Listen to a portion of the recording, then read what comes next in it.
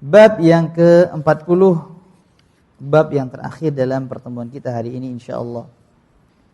Hadis nomor 600.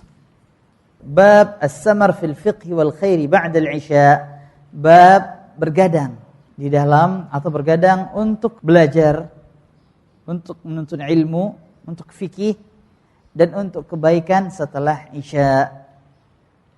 Di sini pengarang buku kita Imam Bukhari rahimahullah ingin memberikan pengecualian. Setelah isya boleh seseorang menunda tidurnya untuk beberapa hal, di antaranya untuk menuntut ilmu. Untuk menuntut ilmu. Dan di antaranya untuk menyambut tamu. Bagaimana hadis yang kita akan bacakan nantinya insyaallah taala. Hadis nomor 600. Qala haddatsana Abdullah ibn Sabbah.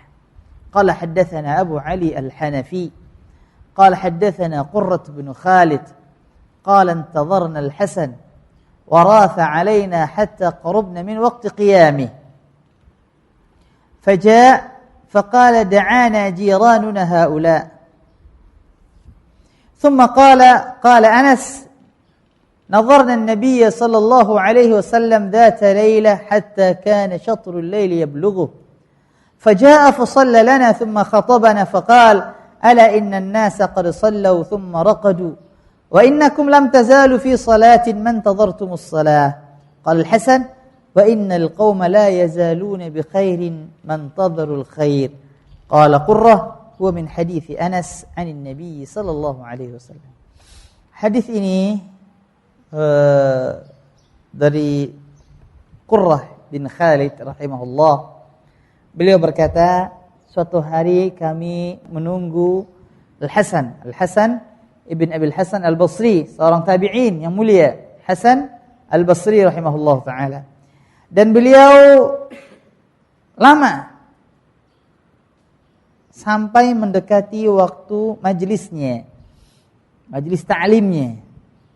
Kemudian datanglah Hasan Al-Basri dan beliau berkata, da'ana jiranuna. Beliau menerangkan kenapa beliau telat datang. Kata beliau, sungguh tetangga kami telah mengundang kami. Jadi beliau telat karena beliau memenuhi undangan para tetangganya.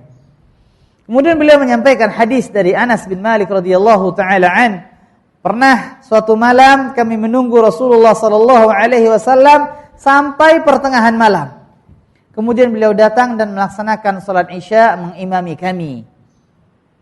Kemudian Rasulullah berkhutbah, sungguhnya manusia yang lain telah salat dan mereka telah tidur. Dan kalian wahai para sahabat, dicatat lagi melaksanakan salat selama kalian menunggu salat. Kemudian berkata Al-Hasan Al-Basri, sungguhnya manusia berada di atas kebaikan selama mereka menunggu kebaikan. Dalam hadis ini ya ikhwan sekalian, a'azzakumullah, kita mengambil pelajaran bahwasanya di antara keringanan yang dibolehkan bagi seseorang untuk menunda tidur setelah salat Isya yaitu menuntut ilmu, kemudian menyambut tamu, menjamu tamu. Kalau seandainya ada tamu setelah Isya, kita disunnahkan untuk menyambutnya dan tidak mengusirnya, itu sana pulang. Sekarang waktu tidur Rasulullah membenci berbicara setelah Isya, tidak. Malah sebaliknya. Bahkan hal yang demikian disyariatkan karena begitu mulianya pahala menyambut tamu dan menjamunya. Mulia.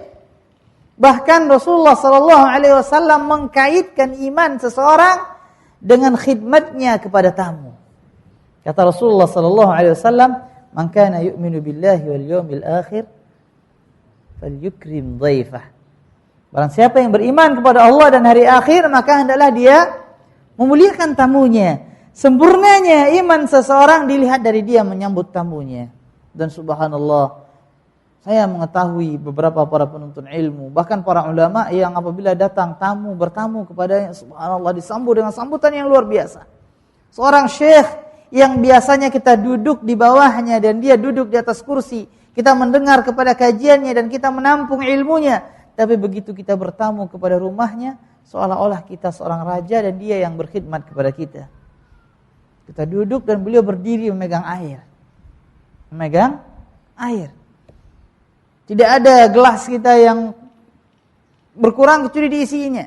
Beliau yang berdiri, padahal beliau adalah guru kita, subhanallah. Kita menemukan orang-orang yang seperti demikian. Sampai kita mengatakan, ya Syekh, silahkan duduk, istirahat. Beliau menjawab, tidak, istirahat saya adalah berkhidmat kepada Anda. Istirahat saya berkhidmat kepada Anda. Begitulah ukuran iman seseorang. Rasulullah bersabda, "Man kana yu'minu billahi wal yawmil akhir falyukrim dhaifah." Barang siapa yang beriman kepada Allah dan hari akhir, maka hendaklah dia menyambut tamunya. Bukan malah kita yang makan dulu, selesai makan baru tamunya disuruh makan.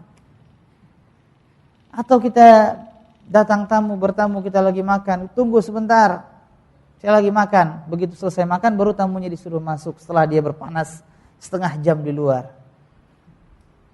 Mana ukuran iman kita? Dalam kisah yang masyhur, hadis yang sahih, Abu Taihan, sahabat yang mulia, yang menjamu Rasulullah sallallahu alaihi wasallam di tengah terik panas. Rasulullah sallallahu alaihi wasallam keluar dari rumahnya. Rasulullah keluar dari rumahnya dalam keadaan lapar.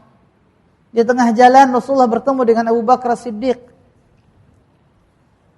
Kata Rasulullah kepada Abu Bakar, "Kenapa engkau keluar di tengah terik panas ini ya Abu Bakar?" Kata Abu Bakar, "Sungguh ya Rasulullah, yang menyebabkan saya keluar adalah rasa lapar." Rasa lapar. Keluar ingin mencari rezeki Allah Subhanahu wa taala. Kemudian kata Rasulullah SAW, "Sungguh saya juga keluar karena hal yang sama, karena lapar." Lihat, Rasulullah sallallahu alaihi wasallam pernah menjalani hari dengan rasa lapar. Pernah menjalani hari-hari beliau dengan rasa lapar, dan kita tidak lebih baik daripada Rasulullah sallallahu alaihi wasallam. Berjalan lagi Rasulullah ketemu dengan Umar bin Khattab dengan kisah yang sama dan sebab yang sama. Akhirnya Rasulullah bawa kedua orang sahabatnya ke rumah Abu Taihan. Ringkas cerita, Abu Taihan menyambut Rasulullah sallallahu alaihi wasallam dengan gembira. Lihat bagaimana sambutan beliau. Beliau pergi mencari kambingnya dan disembelih untuk menyambut Rasulullah sallallahu alaihi wasallam. Kata Rasulullah berwasiat kepada Abu Taihan, "Iyyaka wal halub." Kalau engkau hendak menyembelih wahai Abu Taihan, jangan sembelih kambing yang lagi menyusui. Jangan sembelih kambing yang lagi menyusui. Diambil pelajaran bahwasanya apabila seseorang menyembelih, maka diperintahkan dia jangan cari kambing yang lagi menyusui. Kasihan kepada anaknya. Dan supaya bermanfaat, bisa diambil susunya. Ini adalah bentuk rahmah kepada hewan. Bentuk kasih sayang kepada hewan. Bukankah seorang wanita pelacur dari Bani Israel masuk ke dalam surga disebabkan seekor anjing yang dia sayangi? Yang anjing tersebut di tengah haus lalu dia beri minum. Kata Rasulullah, maka anjing tersebut bersyukur kepada Allah dan Allah mengampunkan dosa wanita pelacur tersebut. Rasulullah SAW berpesan kepada sahabatnya, "Iyyaka wal halub." Jauhkan kambing yang lagi menyusui. Kemudian dipotonglah kambing sesuai dengan pesanan Rasulullah. Dihidangkan kepada Rasulullah, diambil standar korma dan makanlah Rasulullah sallallahu alaihi wasallam. Selesai makan, Rasulullah sallallahu alaihi wasallam berkata kepada sahabatnya mengingatkan nikmat Allah. Kata Rasulullah, "Sungguh nikmat yang kita temukan, yang kita nikmati pada saat ini akan diminta pertanggungjawabannya di hadapan Allah." Kemudian kata Rasulullah membaca firman Allah, "Tsumma latus'alunna yawma idzin 'anil na'im." Di sini terdapat pelajaran sunnah mengingatkan saudara-saudara kita dengan nikmat Allah. Dan ini adalah sunnah. Makanya di antara faedah duduk berkumpul bersama para tulabul ilm, para penuntut ilmu, yaitu untuk bisa saling ingat mengingatkan. Pulanglah Rasulullah sallallahu alaihi wasallam dalam keadaan tidak lagi lapar. Kemudian pada suatu saat datanglah harta rampasan perang.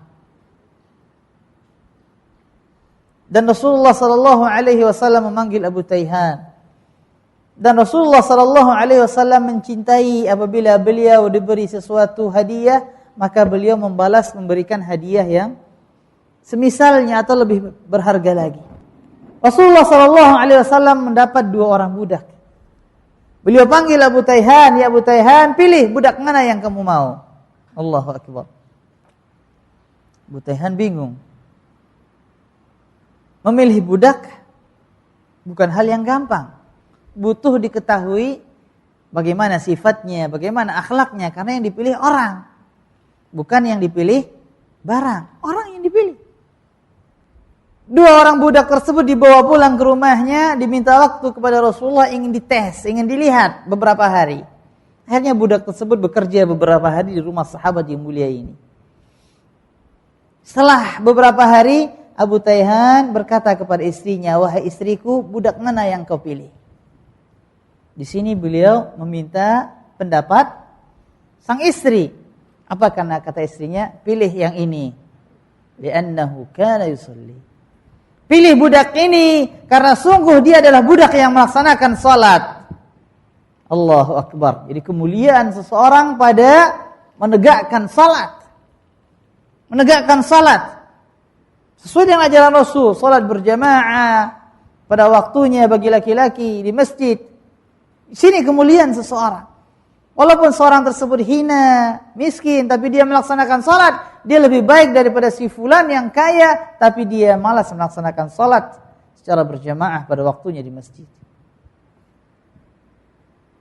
Jadi salat adalah ukuran di mata para salafus salih rahimahumullah ta'ala. Kemudian lahirlah budak tersebut. Dan di dalam kisah ini, ya ikhwan sekalian, azzakumullah, kita mengambil pelajaran penting dan sangat penting sekali. Apa pelajaran yang diambil di sini? Yaitu disunnahkan untuk mengambil atau meminta pendapat para wanita. Bermusyawarah dengan para wanita. Karena tidak selamanya wanita itu bodoh. Tidak selamanya wanita itu hina. Bahkan kadang mereka lebih memiliki pemikiran yang tidak dimiliki oleh laki-laki manapun juga. Allahu akbar. Allahu akbar. Jadi salah apabila kita menjadi seorang suami yang ego. Kalau ada masalah, istrinya enggak dimintain pendapatnya. Dia yang penting, istri apalah wanita. Kecuali kalau memang istri tersebut adalah wanita yang safihah, wanita yang lemah akalnya atau lemah agamanya. Di sini minta pendapat. Bahkan kisah lebih agung lagi daripada kisah ini, itu kisah Rasulullah sallallahu alaihi wasallam setelah perjanjian Hudaybiyah. Rasulullah memerintahkan para sahabat, "Ya sahabat, cukur rambut kalian. Pendekkan atau gundul." Tidak ada seorang sahabat pun yang mau melaksanakan perintah Rasul karena kekecewaan yang amat mendalam dalam diri mereka. Rasulullah pulang ke rumahnya dengan sedih. Sedih. Tidak pernahnya seperti itu. Sedih beliau. Masuk ke dalam rumah, difahami oleh Ummu Salamah, istrinya radhiyallahu taala anha. Lihat istri yang perhatian. Suami masuk rumah sudah tahu suami lagi senang atau lagi sedih, lagi suntuk atau lagi marah. Tapi istri yang enggak perhatian, suami masuk nadanya sama. Subhanallah. Istri seperti ini yang kita dambakan. Suaminya hampir saja tabrakan di jalan. Sampai di rumah tuntut ini, tuntut itu, tuntut ini. Subhanallah. Di sini tidak Ummu Salamah faham. Rasulullah SAW dalam keadaan bersedih. Beliau tanya. Rasulullah jawab. Kemudian kata Ummu Salamah, "Ya Rasulullah, cukur rambutmu terlebih dahulu."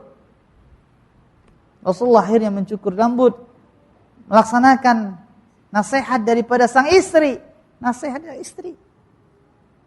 Yang dinasihati Rasul Rabbil Alamin, utusan Rabb semesta alam. Begitu Rasulullah mencukur rambutnya, barulah para sahabat melaksanakan perintah Rasulullah sallallahu alaihi wasallam. Lihat bagaimana disyariatkannya meminta pendapat para wanita. Allahu akbar. Di dalam kisah Abu Taihan ini juga kita mengambil suatu faedah yang penting, yaitu menerima nasihat dari orang yang berada di bawah kita. Di sini seorang suami mendapat nasihat, bahkan mendapatkan masukan dari sang istri. Dan para salafus saleh rahimahumullah, mereka tidak malu menerima nasihat dari orang yang lebih hina daripada mereka. Dan di akhir majlis ini saya menyampaikan kisah sahabat yang mulia Umar bin Khattab. Dan dengan kisah tersebut kita mengakhiri kajian kita pada hari ini. Tatkala Umar bin Khattab radhiyallahu taala an salat malam. Beliau salat malam.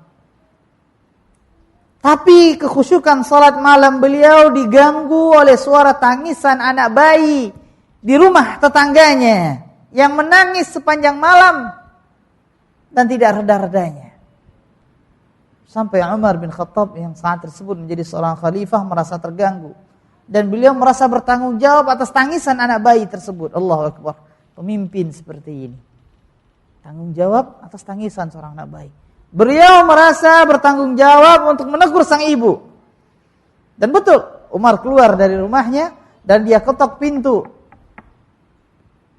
Lalu dari belakang pintu dia mengatakan, "Innaki ummu su'." Wahai wanita, engkau adalah ibu yang jahat, membiarkan anakmu menangis. Wanita yang berada dalam rumah enggak tahu yang lagi menegurnya adalah Khalifah Amirul Mukminin Umar bin Khattab radhiyallahu taala. Dengan spontan sang ibu tersebut mengatakan bahwasanya Allah akan menghakimi antara saya dengan Umar bin Khattab. Masya Allah. Kenapa? Karena saya sengaja menyapih anak saya ini supaya dia mendapatkan pemberian dari Baitul Mal. Karena Umar bin Khattab baru mau memberikan bantuan kepada seseorang apabila dia sudah disapi.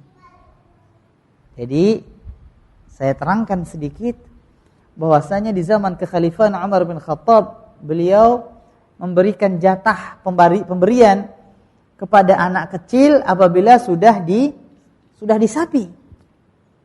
Kalau masih menyusui belum dikasih, makanannya ditanggung sama ibunya. Nah, demi untuk mendapatkan ini, maka sang ibu tersebut menyapih anaknya yang belum pantas disapi. Akhirnya sang anak menangis sepanjang malam. Yang punya anak, yang pernah nyapi anak tentunya paham bagaimana anak yang masih pengen minum ASI terus disapi, dia akan ngamuk, nangis, bahkan gak tidur semalaman. Sang anak gak tidur, sang ibu meriang-riang. Berkata wanita tersebut, Allah yang akan mengadili antara saya dengan Umar bin Khattab. Semua ini disebabkan karena dia. Sang Umar bin Khattab radhiyallahu taala mendengar nasihat tersebut, beliau menangis, beliau tinggalkan pintu rumah tersebut dan beliau menangis sepanjang malam. Sampailah datang waktu subuh. Imam Umar bin Khattab tampil sebagai imam. Di saat salat pun tangisan belum putus dari diri beliau. Sampai berkata Abdurrahman bin Auf, tidak ada bacaan beliau yang kami dengar kecuali hanya tangisan. Allahu Akbar. Selesai salat, Umar bin Khattab tampil di atas mimbar dan mengumumkan bahwasanya seluruh bayi yang lahir mendapatkan jatah dari Baitul Mal. Bukan lagi menunggu disapi. Lihat ya ikhwan sekalian azakumullah. Bagaimana sahabat yang mulia ini menerima nasihat dari orang yang berada di bawahnya. Seorang wanita, seorang ibu. Padahal beliau adalah orang yang kedua setelah Abu Bakar As-Siddiq radhiyallahu taala an. Sebagaimana juga di dalam athar ini terdapat pelajaran penting bagi sang ibu bahwasanya membiarkan anak kecil menangis itu tidaklah kebaikan. Di mata para sahabat, di mata Umar bin Khattab radhiyallahu taala an. Walaupun Al-Imam Ibnu Qayyim rahimahullah menerangkan faidah bagi seorang bayi yang menangis, terdapat faidah, manfaat baginya, tapi membiarkannya terus menangis dan tidak mendiamkannya juga bukan merupakan suatu kebaikan. Ikhwan sekalian a'azzakumullah, hendaklah seorang ibu apabila anaknya menangis, dia mendiamkannya. Bukankah kita berdoa kepada Allah, Rabbighfirli wa liwalidayya warhamhuma kama rabbayani shaghira. Ya Allah, ampunkanlah saya dan dosa kedua orang tua saya dan dosa kedua orang tua saya, dan sayangilah dia, sayangilah mereka berdua sebagaimana mereka telah mendidik saya. telah menyayangi saya di waktu kecil. Tapi di waktu kecil anak enggak disayangi, maka pada saat kita tua siap-siap tidak disayangi oleh sang anak. Al-jaza min jinsil amal. Seorang ayah, seorang ibu, hendaklah dia menyayangi anaknya, hendaklah dia mendekatkan diri kepada Allah Subhanahu wa taala, mengharap ridha Allah, mengharap wajah Allah, mengharap jannah Allah dengan menyayangi anaknya. Dengan demikian insyaallah taala di saat hari tuanya dia akan mendapatkan anak yang berbakti nantinya, atau di saat dia telah meninggal dunia dia akan mendapatkan anak yang akan mendoakan, bermunajat kepada Allah di sepanjang siang dan malam. Innahu waliyudzalika wal qadiru alaih. Ikhwan sekalian a'azzakumullah, sampai demikian kajian kita pada hari ini. Apabila ada yang benar dia berasal dari Allah Subhanahu wa taala semata. Apabila ada yang salah maka dia berasal dari diri saya dan syaitan. Subhanakallahumma wa bihamdika asyhadu an la ilaha illa anta astaghfiruka wa atubu ilaik. Wassallallahu ala nabiyyina Muhammadin wa ala alihi wa sahabatihi wa sallam. Assalamualaikum warahmatullahi wabarakatuh.